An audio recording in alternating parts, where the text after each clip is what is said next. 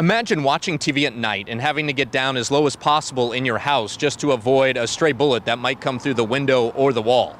That's what at least one woman is doing in the Mount Scott-Arleta neighborhood. This neighborhood has seen some of the most gunfire in what's been a violent year in the Rose City, and neighbors here have had enough. The towering trees in Mount Scott Park are a perk of living in the Mount Scott-Arleta neighborhood. But as one neighbor points out, there are more pluses than just that. We can see kids go over to the park. We can see people walking their dogs.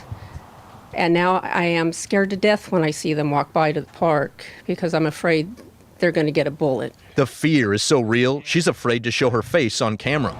Concerned about retaliation at the hands of whoever's responsible for all of the shootings in the area that seem to happen after the sun goes down.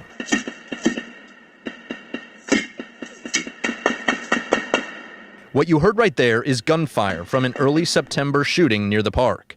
2 weeks later, near Southeast 72nd and Woodstock, 2 bullets hit a car a mother and son were in.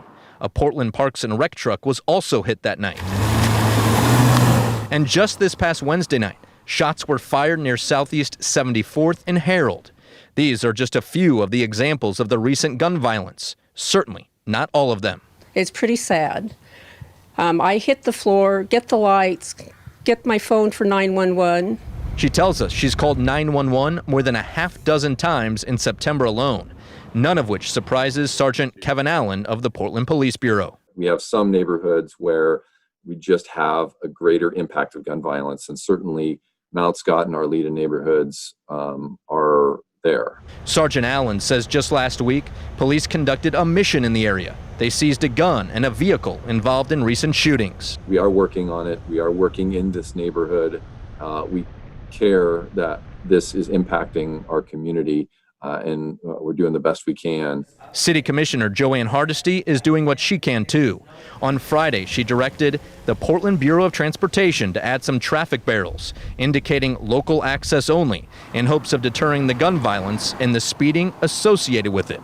Issues some neighbors connect to gangs. I believe it's a combination, but this is mostly gang activity, I think.